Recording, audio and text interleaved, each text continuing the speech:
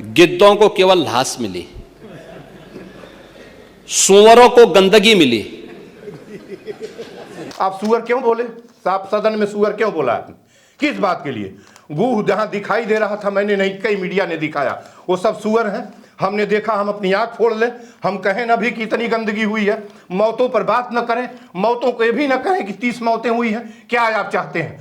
हम सुअर हैं, इसका मतलब हम नहीं मानते हैं तो हम सुअर हैं, हम सुअर रहना पसंद करेंगे। लेकिन इस तरह के शब्दों को हम सुअर स्वीकार करते हैं, हम सुअर हैं। लेकिन गंदा को गंदा नहीं कहेंगे तो क्या कहेंगे? आप जरा बता दीजिए। मौतों को मौत नहीं कहेंगे तो क्या जिंदा करना? और यदि हम नहीं कहेंगे, हमारी जिह्वा काट लीजिए, जिंदा कर दीजिए। उन जितने 30 ही लोगों का आपके रिकॉर्ड में है, आप जोगी हैं, क्यों नहीं जिंदा कर देते? ये गूह है तो गंदा खाएगा, तो सुअर है तो जालिम है, तो कठमुल्ला है तो बाबा मौलवी। आप कठमुल्ला कह रहे हैं और सत्य कहना मुश्किल हो गया है। सत्य आप कहने नहीं देंगे। हमारा संविधान भी ले लेंगे, हमारा वो राइट ले लेंगे 19D, जिसमें हमें कहीं आने जाने का, हमारी वो स्वतंत्रता 19 ले लेंगे। क्यों ले लेंगे?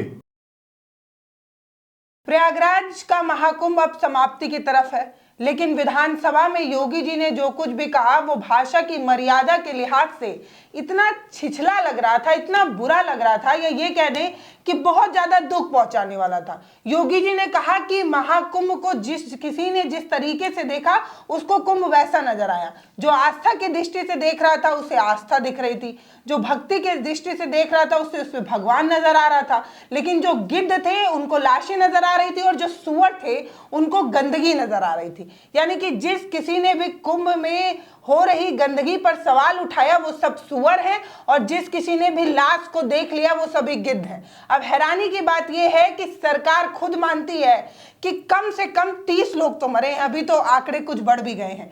तो कम से कम 30 परिवार जो लाशों की तलाश कर रहे थे वो या तो गिद्ध हैं, और जो लोग ये कह रहे थे कि गंगा गंदी हो रही है, सरकारी रिपोर्ट में भी NGT ने भी इस चीज को माना कि गंगा और यमुना और ये सारी नदियां जो है वो धीरे धीरे गंदी होती जा रही हैं, और उसमें जो मल की जो बैक्टीरिया पाए जाते हैं वो पाए जा रहे हैं। तो यानी कि सरकारी रिपोर्ट जो है वो सुअर है, और जो लोग अपनों की तलाश कर रहे हैं आज भी जो भटक रहे हैं वो सभी गिद्ध हैं। मतलब सोच कर देखिए कि कितना बुरा लगता है, जिनके अपने कुचल कर मर गए उन सभी परिवारों के प्रति संवेदना जताने की बजाय ये कह दिया जाए कि जो कभी लाश देख रहा है ना वो गिद्ध है। अब ये वाला जब बयान उन्होंने विधानसभा में दिया तो बहुत सारे लोगों को कष्ट भी हुआ होगा, जिनके अपने मर गए उन्हें तो खास तौर पर कष्ट हुआ होगा। कुचल कुचल कर मरने वाले लोगों को अब गिद्ध और सुअर कहा जा रहा है। ये है भाषा की मर्यादा, और इसे आप जिस भी आईने से देखना चाहें उस आईने से देखकर सोचिएगा कि इसे क्या कहा जाए। इस मुद्दे पर बात करने के लिए संपूर्णानंद मल जी हैं। सर, आपका बहुत स्वागत है। अब ये वाला जो बयान है उसमें ये कहा जा रहा है कि जो कोई लाश ढूंढ रहा है, मतलब आज भी मैं दैनिक भास्कर की बात करूं तो उनकी खबरों के मुताबिक 3000 परिवार ऐसे हैं जो आज भी अपने परिजनों को ढूंढ रहे हैं। तो क्या वो परिवार वाले जो अपनों को ढूंढ रहे हैं वो गिद्ध है? और जो NGT और सरकारी रिपोर्ट ये बात कह रही है कि पानी गंदा हो गया है, पानी ना तो आचमन लायक है ना तो नहाने लायक है, ये सरकारी रिपोर्ट सुअर हो गई योगी जी के बयान के अनुसार। पल्लवी वेलकम, और इस चैनल को भी, विजेंद्र और पल्लवी दोनों लोगों को, एक हम उनका योगी जी का हुबहू वाक्य पढ़ते हैं जो उन्होंने सदन में दिया है। किसी ने कहा है, जिसने जो तलाशा उसको वही मिला। संवेदनशील लोगों को रिश्ते मिले, खूबसूरत तस्वीर मिली, आस्थावानों को पुण्य मिला, सज्जनों को सज्जनता मिली, भक्तों को भगवान मिला। ये उनका कोटेशन है, और उन्होंने उसी में अगली लाइन जो सबसे जो नहीं कहना चाहिए सदन के अंदर, उनको सदन इसके लिए नहीं बना है, सदन बिल्कुल इसके लिए नहीं बना है कि आप गिद्ध और जो है सुअर शब्दों का इस्तेमाल करिएगा, और ऑनरेबल CM उत्तर प्रदेश के इन शब्दों का इस्तेमाल करेंगे। और उससे भी बड़े, CM से भी बड़े वो एक पीठ के योगी हैं, और उस महायोगी गोरख की वंशावली तो नहीं है, उस पीढ़ी के हैं, उस वंश के नहीं हैं, उस पीढ़ी के हैं।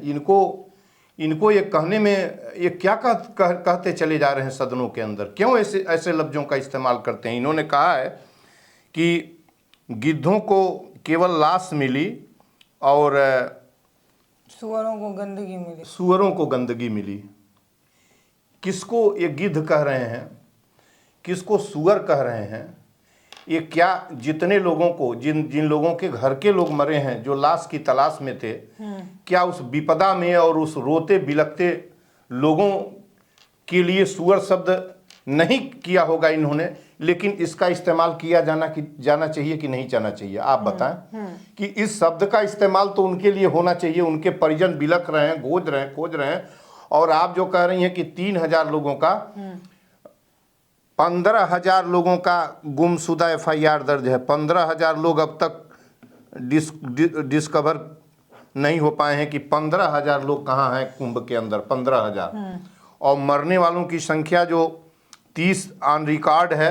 यह चाहे जो ऊपर नीचे हो, जो बसें वहाँ गई हैं, जो बसें वहाँ से आई हैं, जो उसके पहले घाटों पर ठंडक से मर गए, जो कुचल के एक दो मर गए, तो भगदड़ की संख्या है ना, जो इस तरह से वहाँ कुंभ में मौतें हुई हैं, वो कोई रिकॉर्ड नहीं है। और रिकॉर्ड जोड़िएगा तो 1000 से कम तो कोई सवाल ही नहीं है कि कुंभ को लेके 1000। ये कुंभ, ये महाकुंभ, किसी ने लिखा था, बहुत फुहर शब्द पेपर में भी आया था कि महाकुंभ के लिए जिन लोगों ने लिखा था, कुछ लिखा है उसके लिए क्या करेंगे कोई। यह महाकुंभ मौत का महाकुंभ था, मौत का इन्विटेशन था। बेरोजगारी, गरीबी, अशिक्षा, अव्यवस्था, कुव्यवस्था, जितना भी कहा जाए उस सबका डिपिक्शन था, सबका प्रदर्शन था, और कुछ नहीं था। ये अशिक्षा का और बहुत बड़े शिक्षावान जो VIP थे, उनके वर्सेस का एक मेला और रेला वहाँ खड़ा किया गया था, जानबूझकर खड़ा किया था। इससे मोक्ष का, इससे अमृत स्नान, क्या होता है अमृत स्नान भाई?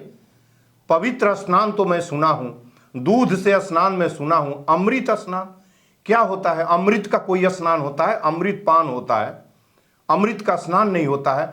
ऐसे ऐसे शब्दों को गढ़कर, और जो भोली भाले लोग हैं, जो कम पढ़े लिखे लोग हैं, उनको आपने इनवाइट करके वहाँ मौत के मंजर में ले जाकर ढकेल दिया। उसके बाद भी अब बहस भी, जिहवा भी काटने पर तुले हुए हैं। कोई ये भी नहीं कहेगा कि इतने लोग मारे गए कुंभ के अंदर। कोई नहीं कहेगा कि ये कुंभ जो है मौत का मंजर खड़ा कर रहा था। कोई नहीं कहेगा कि वहाँ टट्टी और पैखाना करने वाले बालू के क्षेत्रों में कैमरे चमक रहे थे, सबको आप सुअर और गंदे लोगों को संबोधित करिएगा। क्या गंदा कहना कह के और वो सवाल करना, इस तरह के शब्दों का इस्तेमाल जोगी के लिए शोभनीय है क्या? कैसे पूछ लूँ कि शोभनीय नहीं है?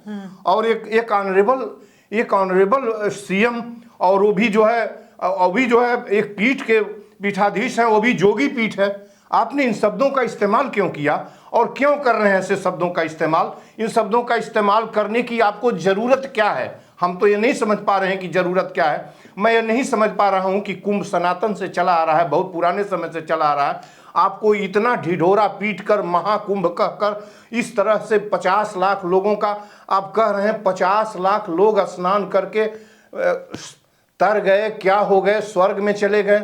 आप यहीं बैठे हुए हैं, आप सदन में सुअर और जो है गिद्ध कह रहे हैं, और बाकी 50 करोड़ लोग जो है जो कुंभ स्नान में करके चले गए, वो न जाने किस दशा में कहाँ हैं। ये तो आपको बहस करना चाहिए। और आपको सदन में बहस करना हो, हमारी बेरोजगारी पर बहस कौन करेगा? हमारे पेट पर, महंगाई पर बहस कौन करेगा? कौन करेगा बहस? इन शब्दों का इस्तेमाल क्यों किया जा रहा है? हमारी कीमत और कमाई पर इन शब्दों का इस्तेमाल, गंदे शब्दों का इस्तेमाल, चाहे वो सत्ता पक्ष हो चाहे प्रतिपक्ष हो। सबसे पूछना चाहता हूं कि ये अच्छे अच्छे कपड़े पहनकर, करोड़ों की गाड़ियों में उड़कर, जहाज़ों में उड़कर, बड़ी सुविधाओं से युक्त, और समीर जहां AC की हवा आंधी की तरह चलती हुई जगहों में बैठकर हमारे पेट का बहस क्यों नहीं होता? हमारा नमक खा करे माननीय लोग ये गीदड़, कुंभ और भगदड़ और न जाने मुल्ला कठमुल्ला और पंडे पुजारी, इस पर बहस होगा? यही हमको आज़ादी में मिली है, यही हमारी स्वतंत्रता है, यही हमारा कॉन्स्टिट्यूशन है? बिल्कुल नहीं है। ये खिलाफ का प्रश्न है पल्लवी जी। बिल्कुल।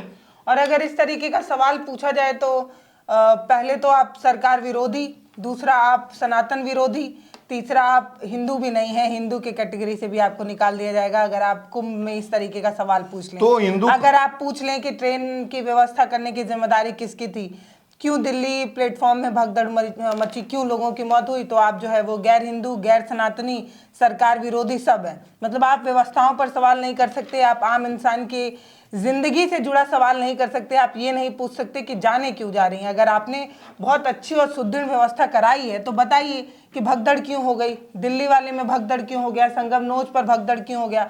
आज भी जो तस्वीरें आ रही थी रविवार के दिन, आखिरी स्नान की जो तस्वीरें आ रही हैं, वो सब ये बता रही हैं कि आज भी प्रयागराज जो है वो पूरी तरीके से ठप है।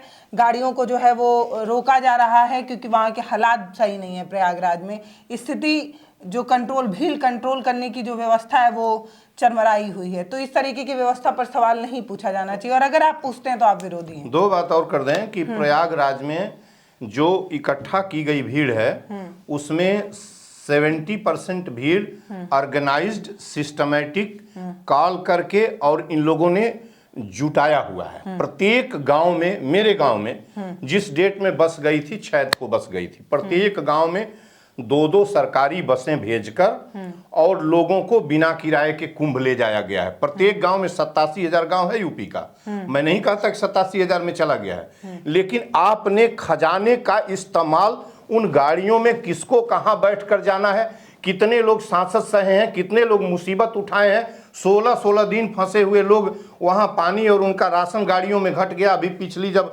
10 और 9-10 की स्थिति ये हो गई थी। आप इस तरह की भीड़ जुटाकर क्या करना चाहते हैं? आप भीड़ जुटाकर चुनाव में हिंदुओं को एक जगह एक करना चाहते हैं कि देखो तुम लोगों का एक कुंभ है, इसके लिए मरना भी मंजूर है, लेकिन तुम यहाँ रहो और ये मुसलमान इस्लाम पंथी यहाँ रहेंगे। बात यहाँ आके टिक गई है। और दूसरी बात कि अभी आपने कहा है कि ये भी कहेंगे कि हिंदू नहीं है, तो हिंदू तो नहीं, उन्होंने कहा कि इससे पहले जो 2013 में कुंभ हुआ था, हाँ, उसमें हमने सनातन का अपमान नहीं किया था क्योंकि हमने गैर सनातनी को जिम्मेदारी नहीं दी थी। तो मतलब उस बार आजम खान जो है वो जिम्मेदारी। पहली बात तो ये कि कुंभ किसी के बाप का नहीं है। पहली बात ये कि कुंभ किसी के बाप का, संगम किसी के बाप का, गंगा माँ के पुत्र 145 करोड़ लोग हैं जो भारत में पैदा हुए हैं, चाहे वो जिस भी मजहब का हो, जैन हो, बुद्ध हो, ईसाई हो, सिख हो, इस्लाम हो, हमसे इससे कोई मतलब नहीं है। वो आजम खां उसकी कमान संभाल रहे हो या जोगी जी संभाल रहे हो, दोनों बराबर हैं, दोनों किसी माँ के पेट से पैदा हैं, दोनों गंगा की बेसिन में पैदा हुए हैं, दोनों भारत की जमीन पर पैदा हुए हैं, दोनों समान रूप से एक तरह के इंसान हैं। इस तरह का गंदा और फूहड़ बात करना ये नफरत है, पूरी तरह नफरत है। और लोग बट जाएंगे, और यकीन मानिए कि लोग ही नहीं बट जाएंगे, जब 2 दिल बटेंगे तो हिंदुस्तान अंदर से केचुए की तरह कमजोर हो जाएगा, और कमजोर हो चुका है। आपको बताने की कोशिश कर रहा हूं, कुछ बचा नहीं है। दूसरी बात मैं आता हूं, आप कहीं है कि हिंदू, उनको कहेंगे कि हिंदू नहीं है, मैं तो हिंदू नहीं हूं, कोई क्या करेगा। और ये हिंदू कितने हैं वो बता दूं कि कितने हो। राम, बुद्ध और राम हिंदू नहीं थे, और उसी वंशावली का मैं हूं। कुशिनारा के मल्ल गणराज्य का मैं उसी वंशज का हूं जो बुद्ध और राम का वंशावली था, जो साकियों की वंशावली थी, जहां बुद्ध का परिनिर्माण हुआ था। और बुद्ध और राम के समय, कॉन्टेम्पोररी टाइम के अंदर किसी भी लिटरेरी एविडेंस, किसी भी साक्ष्य में यदि कोई हिंदू और हिंदुत्व और हिंदू जैसा शब्द दिखाएगा, हिंदू राष्ट्र जैसा शब्द दिखाएगा, तो मैं अपने सारी डिग्रियां उसको सौंप दूंगा हिंदुस्तान के अंदर।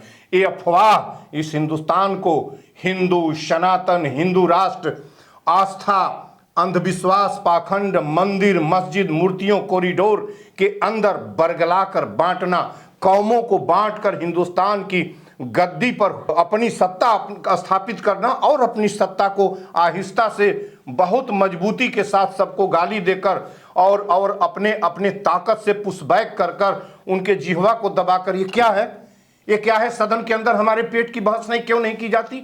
हमारे रोजगार का और हमारी महंगाई, हम महंगाई से मरते चले जा रहे हैं। हमारी शिक्षा 4-5 गुने में 7,000 की जहां फीस लगती थी जर्नलिज्म की, 27,000 लग रही है। क्या खेला किया जा रहा है, क्या मजाक हो रहा है। 80 करोड़ लोग जिनके पास कौड़ी नहीं है, फूटी 5 किलो अनाज में अपना जीवन खोज रहे हैं, उनके बच्चे कैसे पढ़ेंगे, उनके बच्चे कहाँ से इलाज कराएंगे, उनके बच्चे ट्रेनों में कैसे यात्रा करेंगे। वंदे भारत जैसे ट्रेन जिसका किराया 7 गुने है, 160 रुपया जिस इंटरसिटी का किराया है वहाँ 734 रुपया लिया जाता है। कौन ऐसा क्रूर और जालिम और लुटेरा हुकूमत है। सदनों में क्यों इस तरह की बात की जाती। हमारे पैसे को खाकर कोई पक्ष या विपक्ष, कोई भी ऑनरेबल सीएम साहब की मैं बात कर रहा हूं, क्यों आप इस तरह के शब्दों का इस्तेमाल करते हैं।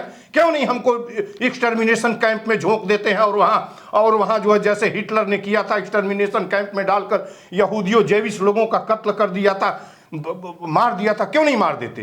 क्यों इस तरह के जुल्म और जालिम सत्ता के अंदर रखते हैं। क्यों हमारे बीच में नफरत फैलाई जा रही है। गिद्ध और सुअर शब्दों का इस्तेमाल आपको करना चाहिए। आप ऑनरेबल सीएम हैं और उससे भी बड़े आप पीठ के जोगी हैं। आप में इतनी बड़ी श्रद्धा है, आप 25 करोड़ लोगों के पिता हैं। आपने शब्द निकाला कैसे सदन के अंदर, क्यों निकली आपके जीवा से शब्द जो है हम सुअर हैं। इसका मतलब हम नहीं मानते हैं तो हम सुअर हैं, हम सुअर रहना पसंद करेंगे। लेकिन इस तरह के शब्दों को हम सुअर स्वीकार करते हैं, हम सुअर हैं। लेकिन आपको इन शब्दों को, आप जिन शब्दों को उगले हैं सदन में, उन शब्दों को वापस ले लीजिए। मैं प्रार्थना पूर्वक कहता हूं कि ऐसे शब्द अच्छे नहीं है। कितना हिंदुस्तान को, अरे हिंदुस्तान है, यह भारत है, वेदों के काल से भारत है और किस तरह की यहाँ की विरासत ही है एकता हमारी। कितना नफरत झोंक करिएगा। कब तक इस्लाम को पुशबैक करते रहिएगा, कब तक इस्लाम पंथियों को आप ढकेलते रहिएगा पीछे। इसमें क्या क्या अच्छा है। गंदा को गंदा नहीं कहेंगे तो क्या कहेंगे आप जरा बता दीजिए। मौतों को मौत नहीं कहेंगे तो क्या जिंदा करना। और यदि हम नहीं कहेंगे, हमारी जिह्वा काट लीजिए, जिंदा कर दीजिए। उन जितने 30 ही लोगों का आपके रिकॉर्ड में है, आप जोगी हैं, क्यों नहीं जिंदा कर देते। लेकिन ऐसे इन शब्दों का इस्तेमाल सदन में न किया जाए। बिल्कुल। और एक बात साफ है कि अगर इस तरीके के बयान दिए जाते हैं तो ये भाषा की गरिमा को तो कमतर करते ही हैं। और दूसरा ये है कि आपके मुद्दे पर बात ना हो और बात बेफजूल की ही चलती रहे, इस पर भी जो है वो ध्यान भटकाने बिल्कुल यही है। अब शिक्षा, चिकित्सा, रेल, खाना पीना, महंगाई, हम कितने जर्जर हैं। आए दिन बलात्कार बेटी बहनों के साथ हो रहा है, छेड़खानी हो रही है। इस गोरखपुर में हुक्का बार को लेके देखिए किस तरह की नाबालिग लड़कियों के साथ किस तरह और अय्यासी हो रही थी। चला रहे थे यहाँ के बड़े बड़े वही तथाकथित वीआईपी समाज के और वही सनातन वाले चला रहे थे ऐसे। और उसमें उन बेटियों के साथ व्यापार होता था। वो गैर सनातनी घरों की बेटियां न जाने क्या करने की कोशिश कर रहे हैं। क्यों नहीं इस पर बहस कर लेते सदन में। क्यों नहीं ठीक कर देते प्रदेश को। ये गूह है तो गंदा खाएगा, तो सुअर है तो जालिम है, तो कठमुल्ला है तो बाबा मौलवी। आप कठमुल्ला कह रहे हैं और विपक्षी वही अनाज खाकर वो अनाप शनाप। समय क्यों सदन का काटा जा रहा है। सदन क्या इसके लिए बना है। क्यों नहीं पेट की बात होती है। क्यों नहीं 4.5 करोड़ 6 करोड़ बेरोजगारों की बात होती है। क्यों नहीं 4 करोड़ वृद्धों की बात होती है। क्यों नहीं 15 करोड़ 5 किलो अनाज पर जीने वाले कंगालों की बात होती है। क्यों नहीं 4 करोड़ यूपी के जो कुपोषित हैं इनकी बात करते सदन के अंदर। क्यों नहीं करते। किस बात के लिए नहीं करते। कब करेंगे इसके ऊपर सदन पर ऊपर कब बहस करेंगे। क्यों बहस नहीं करते इसके ऊपर। क्यों इस तरह की बहसें हो रही हैं। मैं ऑनरेबल सीएम साहब से पूछना चाहता हूं। और ये विपक्षी जो कीड़े मकोड़े की तरह हैं ये भी वही काम करते हैं। ये आज उनके मुंह से निकला है बेमतलब का। क्यों सदन चलने देते हैं यार। यदि ये नहीं चाहते कि ये ना चले तो सदन चल क्यों रहा है। सदन के बाहर क्यों नहीं घेरते कि नहीं हम ऐसे सदन में नहीं बैठ सकते। ऑनरेबल सीएम ने ऐसे शब्दों का इस्तेमाल किया है। लल्लू पंजू करेगा, कोई विधायक कर दे, कोई मिनिस्टर कर दे दूसरे दल का तो मान लिया जाएगा। लेकिन ऑनरेबल सीएम कर रहे हैं जिनका 25 साल का पार्लियामेंट्री इतिहास है, प्रोसीडिंग का इतिहास है, जो सदनों में इस तरह करते हैं। सदनों में भूकार पार के रो भी चुके हैं इस तरह के बर्ताव। जब प्रतिपक्ष इनके साथ गंदा बर्ताव किया था, इनको नहीं महसूस होता कि कुछ लोगों को आहत होता होगा। क्यों करते हैं ये बात, क्यों करते हैं और किस बात के जोगी हैं। हम लोगों की आस्थाएं जोगी गोरख में जाकर बसती हैं तो उसका मतलब ये क्या है कि उसको खंडित करिएगा। क्या उन आस्थाओं को भी काट के किनारे कर दीजिएगा। ऐसी बातें जोगी गोरख आदित्यनाथ ने सदन के अंदर क्यों की, किस बात के लिए की, क्या इसकी जरूरत थी कि इस लफाजी के बयान का इस बयान की जगह कहते कि पेट हमारा आज बंदित हो रहा है। जानते हैं आपने महाकुंभ में क्या किया है? हमारी शिक्षा चिकित्सा को दफन कर दिया है। हम जानते हैं कितनी महंगाई कहाँ किस ऊंचाई पर जाएगी, आप बचा नहीं पाएंगे। हमें आपने दफन किया है। जितना ही कुंभ, अंधविश्वास, पाखंड और मंदिर मस्जिद कॉरिडोर जितना ही बढ़ता जाएगा, जितना ही शराब के मदिरालय बढ़ते जाएंगे, बलात्कार और लूट बढ़ती जाएगी, शिक्षा और चिकित्सा दफन होती जाएगी, गरीब उससे दूर होता जाएगा। यह लिख लीजिए, यह वैज्ञानिक बात है, ये साइंटिफिक बात मैं कह रहा हूं, मैं रिसर्च की बात कर रहा हूं और कोई बात नहीं कर रहा हूं। फूल बरसा रहे हैं अयोध्या महाकुंभ के अंदर। कौन वीआईपी गया था? ये सारे वीआईपी देश के चोर। वीआईपी का अर्थ होता है चोर लुटेरे। वीआईपी का अर्थ होता है चोर लुटेरे। वीआईपी का अर्थ है चोर लुटेरे। कोई एक आके बताए कौन वीआईपी है? लोगों की कमाई पर पलने वाले, लोगों की कमाई पर पलने वाले लोग वीआईपी बनकर और बड़ी बड़ी सुविधाएं लेकर, वहां कुछ न हुआ होता, वहां कुछ न होता। आधे से अधिक 70% संसाधन, रोड, सड़क सुविधाएं वीआईपी के लिए आरक्षित कर दी गई थी।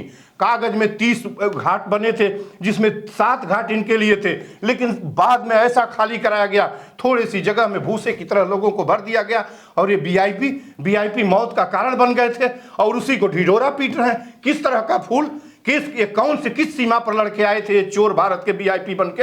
हिंदुस्तान का दौलत और गरीबों की कमाई पर पलने वाले प्रेसिडेंट से लेकर गांव के प्रधान तक चोर हिंदुस्तान को न जाने कहां लिए जा रहे हैं। क्यों इस तरह की बहसें सदनों में होती हैं? क्यों नहीं रोका जाता? क्या इसके लिए रिवॉल्यूशन? मैं जानता हूं कि रिवॉल्यूशन तब आएगा जब पेट की अतड़ियां आप साफ निकाल कर बाहर कर देंगे। उस दिन रिवॉल्यूशन आएगा बाहर की जगहों में, जब एक्सटर्मिनेशन कैंप जैसी जगहों में आप लोगों को, आम लोगों को ठूस देंगे, हमारे जैसे लोगों को। सत्य कहना मुश्किल हो गया है, सत्य आप कहने नहीं देंगे। हमारा संविधान भी ले लेंगे, हमारा वो राइट ले लेंगे 19D, जिसमें हमें कहीं आने जाने का, हमारी वो स्वतंत्रता 19 ले लेंगे। क्यों ले लेंगे? किस लिए मिली है वो? हम आपको सहता, हम नहीं कहेंगे कि सुअर की, आप सुअर क्यों बोले? आप सदन में सुअर क्यों बोला आपने? किस बात के लिए? गूह जहां दिखाई दे रहा था, मैंने नहीं, कई मीडिया ने दिखाया, वो सब सुअर हैं। हमने देखा, हम अपनी आंख फोड़ लें, हम कहें ना भी कि इतनी गंदगी हुई है, मौतों पर बात न करें, मौतों को ये भी न कहें कि 30 मौतें हुई हैं। क्या आप चाहते हैं? और यदि ये चाहते हैं तो क्यों नहीं हम लोगों को जेल खाने में डाल देते हैं? अरे पेट पर बात करिए, पेट पर बात करिए ऑनरेबल सीएम साहब। और पूज्य जोगी जी हमारे, हम लोगों के पूज्य जोगी हैं, जोगी पूज्य हैं, इसका ध्यान रखिए। हम लोगों की आस्था पर कत्ल किया जा रहा है और आप कत्ल कर रहे हैं। ना करिए इसको। सत्ता के लिए ऐसा कुछ ना करिए जो आपको इतिहास इस तरीके से दर्ज कर ले, जो कभी मिट ना पाए। मैं आपसे बार बार निवेदन करता हूं। इस तरीके का बयान तो नहीं दिया जाना चाहिए, लेकिन एक बात तो साफ है कि जब मुद्दे से ध्यान भटकाना हो तो कुछ तो कहना ही पड़ेगा। बाकी आपको सिर्फ इतना कहना चाहती हूँ कि आप अपने हिस्से का सवाल पूछते रहिए, और अगर नहीं पूछ पा रहे हैं तो जो आपके हिस्से का सवाल पूछ रहा है कम से कम उसे समझिए, उसे सहयोग करिए, उसकी बातों को समझने की कोशिश करिए। क्योंकि हम बार बार लगातार ये कहने की कोशिश कर रहे हैं कि देश ना तो मंदिर से चलेगा, ना मस्जिद से चलेगा, ना किसी गुरुद्वारे से चलेगा। देश जब भी चलता है तो वो शिक्षा की बदौलत, पढ़ने वाले कौमों की बदौलत चलता है। स्कूल की आवश्यकता है, अस्पताल की आवश्यकता है, नौकरी की आवश्यकता है, और इन सब चीजों पर बात नहीं हो रही है। इसीलिए शायद मुद्दे की बात नहीं हो रही है और इस तरीके की बयानबाजी आपका ध्यान भटकाने की कोशिश की जा रही है। बाकी सर आपका बहुत धन्यवाद, आप इस मुद्दे पर बहुत बहुत धन्यवाद आप लोगों को। और खुलकर इसी तरीके से मैसेज पहुंचना चाहिए इन लोगों के कानून। हमारे पेट का प्रश्न हम तो बोलेंगे, हम सुनने वाले सुने या ना, बिल्कुल बोलिए पल्लवी, बिल्कुल बोलने की जरूरत है। सड़क पर उतर के माइक लगाना है, लगा के बोलने की जरूरत है। समय माफ नहीं करेगा। हम दबते और मुट्ठी भर लोग हमें सताते चले जा रहे हैं। हम पेट की बात कर रहे हैं और हमें गालियां आस्था के ऊपर दी जा रही हैं। एक लोगों ने कहा कि तुम ये करो, रोटी नहीं आती है, सीधी बात। आस्था क्या है? आस्था कौन, किस प्रयोगशाला से निकला आस्था? आस्था का वजूद क्या है? अनसाइंटिफिक, अवस्तुनिष्ठ आस्था। हमको आस्था हमारा कत्ल कर रहा है। आस्था हमारे जीवन हमारा लेके चलेगा। आस्था आपको मानसिक शांति जरूर दे सकता है, लेकिन पेट की आग बुझाने के लिए आपको रोटी चाहिए, और रोटी आपको तभी मिलेगी जब आपके पास नौकरी होगी, और नौकरी आपको तब मिलेगी जब आप सरकार से सवाल पूछ कर ये कह पाए कि हमने आपको सरकार, सत्ता सब दी, लेकिन आप हमारे हिस्से की नौकरियां क्यों नहीं दे रहे हैं? आप एम्प्लॉयमेंट पर क्या कर रहे हैं, इस तरीके के सवाल पूछना बहुत जरूरी है और आप अपने हक का सवाल जरूर पूछिए। नमस्ते, मैं पल्लवी हूं, आप भारत एक नई सोच देख रहे हैं। आपका बहुत धन्यवाद।